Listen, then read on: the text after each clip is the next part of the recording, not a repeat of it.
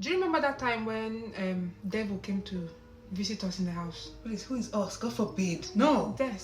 Devil, Satan, whichever. They came to the house to They visit came us. to They which were house? angry. Okay, let me tell you the story. Whose house?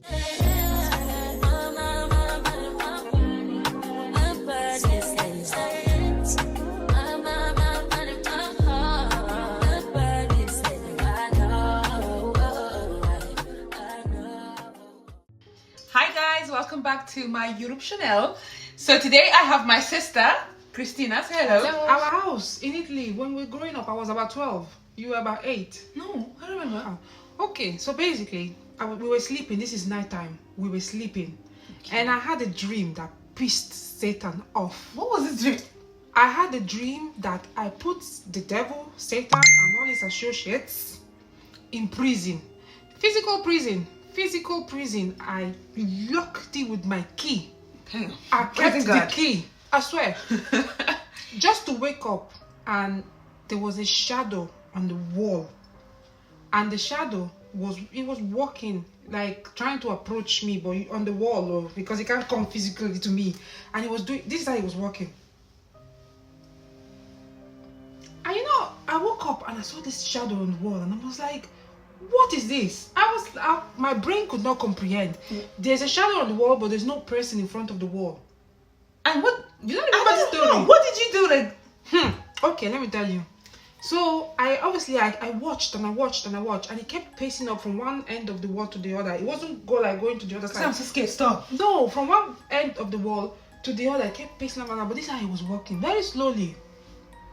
So me, I knew this dream I just had pissed some people off. They were just angry in the spiritual realm.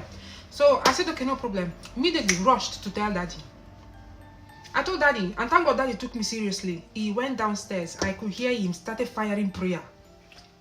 Me, I went back to sleep, but he was firing prayer. You are a witch. You are among them. They know you by name. Daddy started firing prayer. I could hear him anyway. Because it was almost like 4 or 5 in the morning, so it was almost time for his morning prayer anyway.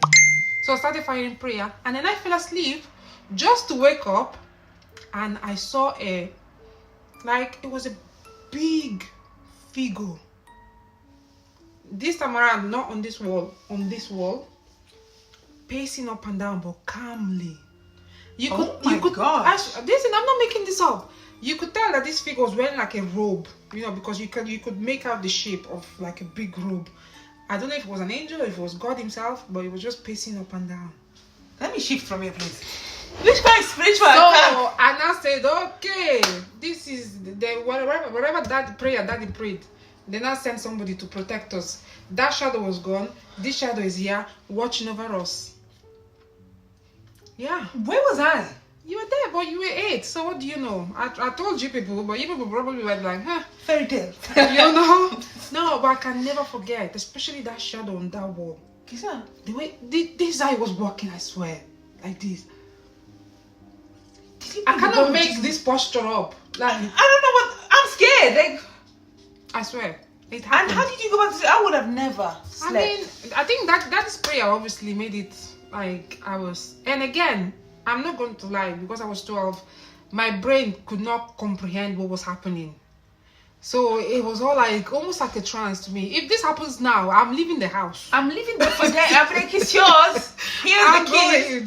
Make sure you feed the fish. I'll tell the landlord, he don't do it. I'm not doing it again. We're not Take the house. Okay, it's okay. Thank you. But at that age, my brain could not comprehend what was happening. So all I could do is report it to Daddy. Daddy maybe had an idea of what was going on, because especially when I told him the dream that I had. So he went, started firing prayer. I fell asleep because it was 4 or 5 in the morning. Who is awake at that time? I'm going back to sleep. Witches. So just to wake up, and there was that figure, and that figure was so like calming. I wasn't scared of that figure. Yeah. And he was just gently pacing up and down. But it didn't stay long, and then it vanished. My goodness. Yeah. I'm so scared. Yeah. No, Please, it's you're gonna hold me true tight. life story. True life story, I swear. True life story. No. Scary. So thank you, Jesus. Let me tell you what mommy told me, Green, about the bush baby. Do you know what the bush baby is? No. Okay, but bush baby, it's a very well known. I don't know if to call it like a scary story that goes around, like a what's the word? Urban legend about this baby that cries in the middle of the night, And many countries have their own version of this story. Even Indians, like Native Indians, Native Americans, they all have this story about this baby crying in the middle of the night. And what it does is that it lures you in with its cries. So you'll hear in the middle of the night, you'll hear a baby crying, and then obviously you'll be like, who's the baby crying in the bush, in the forest? And then you approach the baby, and that's when this demonic thing comes out and kills you. And then they'll see your dead body the next day. So this is like an urban legend. And my mom now told me... Is it a baby that is killing people? That's what I didn't understand. But mommy now told me the story because her grandma, so our great grandma, has heard and seen one. And mommy also has seen one. I don't know if she told you. But basically, in her village, there was this epidemic of bush baby deaths. So a lot of people were dying because of the bush baby. And this is my mom's grandma's story. And she remembers, telling everyone, like, obviously, when you go in the night, be careful. If you hear a baby crying, run the opposite way. Don't look back, no matter how loud it may be. And don't listen to its cries, because it's almost enticing. Like, you will want to. Your motherly instincts will pick up, and you'll want to go and investigate. So they tell you, do not go there, do not approach. And in the village, at night, people will go to pee in the forest, in the bush. It's something that people used to do.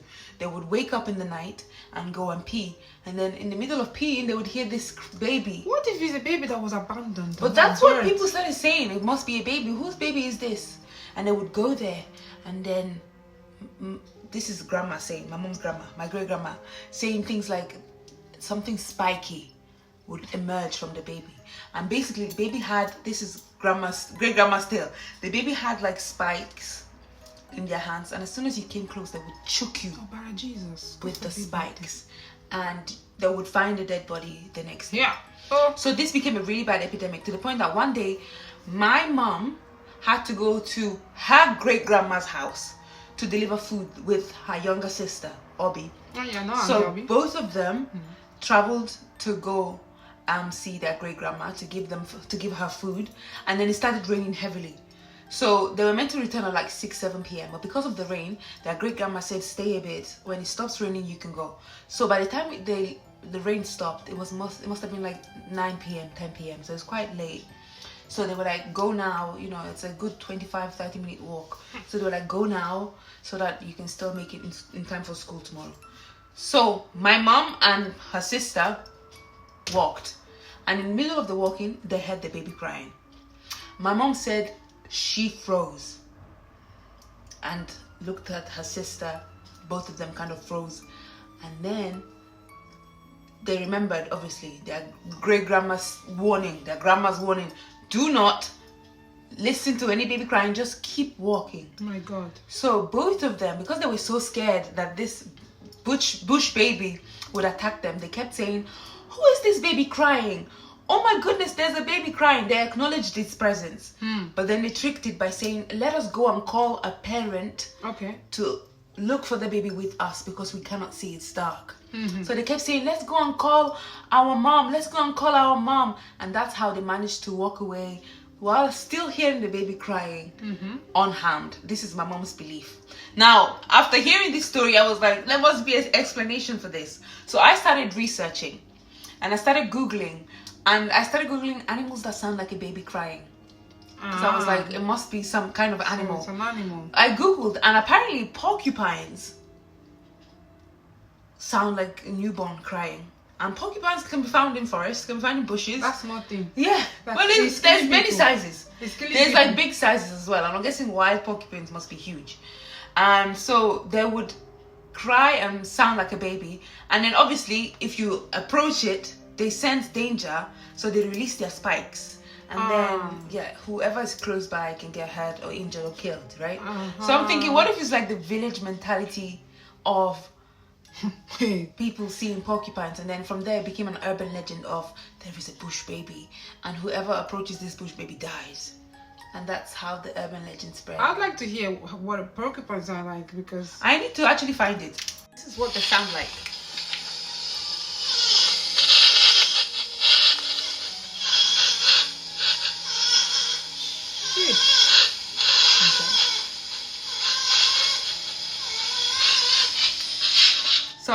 understand how hearing that in the pitch darkness, quietness, That's a you can newborn exactly cry. you could mistake it with for a newborn being fussy or crying. So I started googling. I said maybe it's that. I don't know. But then how would you explain Native Americans having the same story with the same urban legend of a bush baby coming to attack you if you approach it in the middle of the night? No idea. And what about Indian? What do you guys think? Do you believe it? Do you think it's just an urban legend? Do you think it's just like misunderstanding, like not understanding porcupines? What do you think? Let me know in the comments. But I hope you guys enjoyed our video, and we'll see you in my next one. Bye.